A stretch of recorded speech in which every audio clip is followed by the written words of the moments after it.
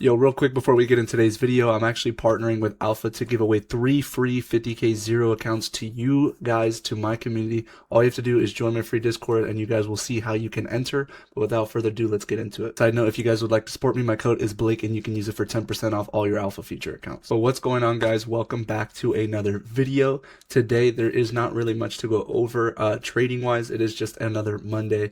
The video I did want to make was actually going over my risk. And that's just because right now I cannot trade. I've told you guys in the last video, I think, or just maybe even on my socials, but I'm actually waiting on a debit card to get here, and most prop firms don't take Apple Pay. I know you guys are going to say just put it on the credit card, but just for expenses wise, trust me, for me, I would prefer it to be cleaner. Nonetheless, since we got moved, just been enjoying the little break from trading. To be honest, the past couple days have been pretty bad anyways. But what I wanted to give you guys today is how do I go about risking with a higher win rate? Being someone that when they trade, their win rate throughout the month can be 80, 90, sometimes even 100% throughout the month, I get to bid heavier. I get to risk heavier on my trades. Now, I will get into how I protect myself, how I preserve capital, how I trail my stop losses, how I go about risk if I do lose a trade, because the thing I do want you guys to get away from this is that I am most likely to win my next trade. So the idea is, especially when we're trading prop firms, I want to risk heavier, okay? And there are ways that I can protect myself. When I am risking heavier, I will go over how I do about my buffer with scaling and things like that. But with a higher win rate model, I am most likely to win the next trade. So that is the idea behind it, and that's the idea I want you guys to get from this video and going into it. And just for referencing, we're only going to use 50Ks just to give you guys kind of an easy broad example, but I will also give you what you need to plug it into any kind of account size, whatever. So just for the example talk, I'm going to use 50K accounts like I said. So when you pass a 50K, for example, you pass a 50K on Top Step, you are going to have a $2,000 buffer. Okay, if I'm trading higher win rate, like I said, I am most likely to win my next trade. So what do I want to do? I want to bid heavier. Okay, 1 RR, risking heavy, can be a lot of profit. Okay, so with that being said, my first trade is always going to be my heaviest trade. I'd imagine that for most people it is, but the idea is, so let's just give you this example. Okay, let's say you take your first trade and you're doing the 4 trade buffer that I have on the screen, so you're risking $1,000. If you were to lose that trade, okay, again, you're highly unlikely to, but I'm using the example that you are losing this trade. Okay, if you were to lose this trade, you would be at $1,000 balance. What you would then do is you would go down to this highlighted amount, $500 right here. Okay, so I'm going to use $500 risk now with a $1,000 buffer. Okay, so now basically I have 3 trades left to blow my account. Why do I still want to risk heavy after losing such a heavy amount? I want to do that because, again, I'm most likely to win the next trade, especially when I'm trading months where I'm trading 90-ish% win rate. Like I think this month on Top Step, it said I technically had like a 80% win rate month, but if you look at my profit factor, there's no way. Like it was like break evens probably, or slippage, whatever. But going into this, the main thing I want you guys to go though, if you lose the first trade, to be honest, it's been a while since that's happened. But let's say I lose my first trade on the account and I'm down to $1,000. You cannot risk $1,000 again until you get back your original buffer of $2,000 and so forth. So it's the same reason. Let's say you lose the 1,000 and then the 500. Now you have 500 left. You would go down to 250 risk. And then you cannot risk $500 again until you get back to $1,000.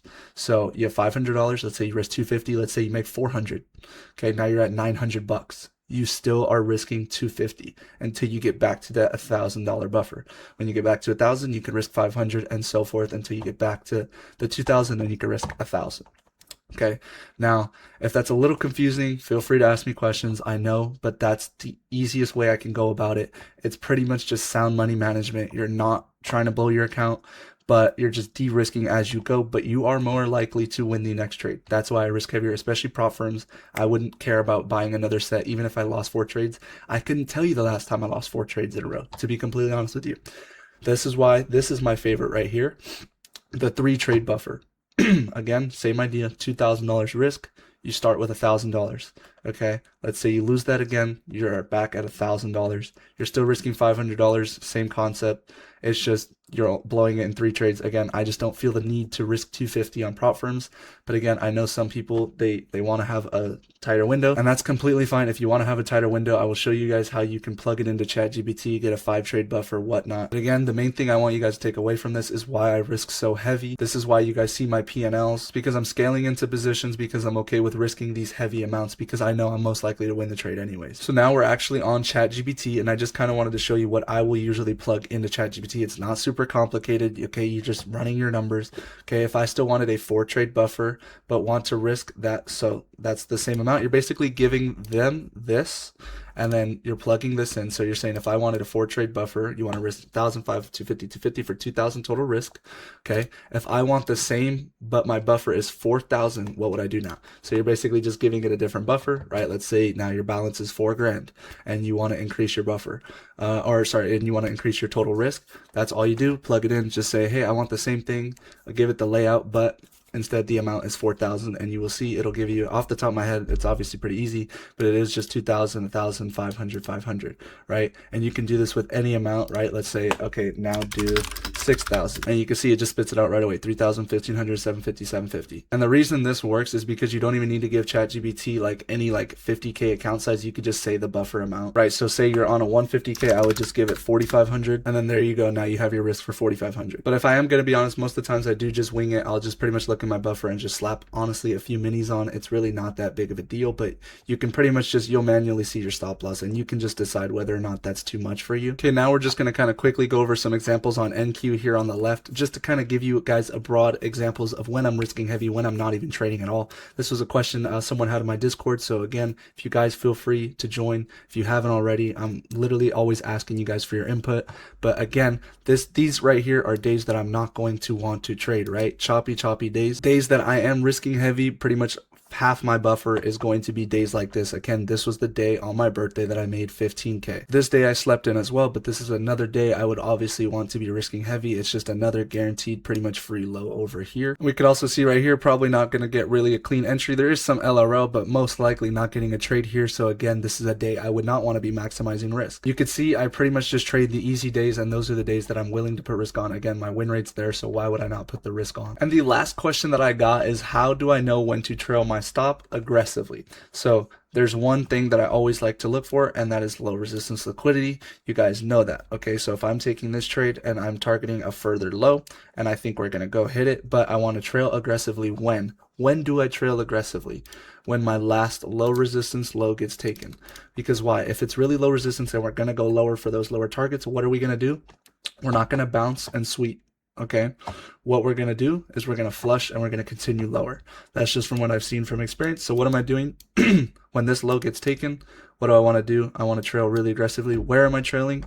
I personally, if you get a really nice 1 minute candle, you can do that. But for me, I like to keep it on the 5 minute. Okay, you'll see over time you'll secure more profit rather than lose, because your profit is going, or your stop is going to be trailing in profit. So it's not like it's a stop loss anymore, right? So what I would do here is I would trail probably to this wick, then I would trail to this wick, then I would trail to this wick, and then I would trail to this wick, and so forth all the way down to here. And you would get trailed out all the way at 867 over here. Okay. All right. And then you throw on the tool, and that is a total of 267 points. I swear this number just comes up every time, bro.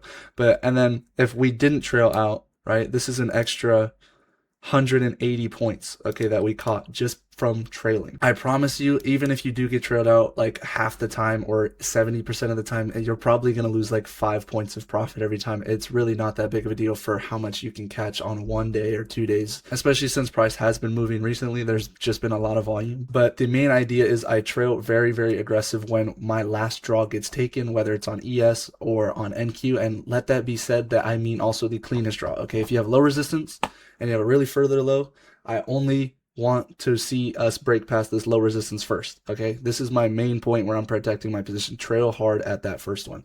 Okay, don't just wait for a reaction down here. But yeah, guys, with that being said, I really don't have much more for you guys, to be honest. Just another lackadaisical weekend, so not really much to go off of. But I know a lot of people had some questions about how I'm able to hit these big days. This is why I will always scale my buffer, especially with these prop firms. Okay, the idea is to get that ROI out of them. That's the whole reason they're there. But yeah, guys, if you have any questions for me, feel free to join the free Discord below. Okay, we are also still running that giveaway, like I said in the beginning of the video, for 3 50K zero accounts with Alpha. Okay, code Blake for 10% off all your accounts. The rules and everything are in the Discord on how to join. But if you guys haven't and you've been enjoying these videos, make sure you subscribe. About half you aren't subscribed. Let's try to run it up to about 1K. Instagram and everything will also be linked in the description as well. But thank you guys for your continued support, and the recaps will keep coming. But again, just no trades from me. Have a great day, guys, and stay safe.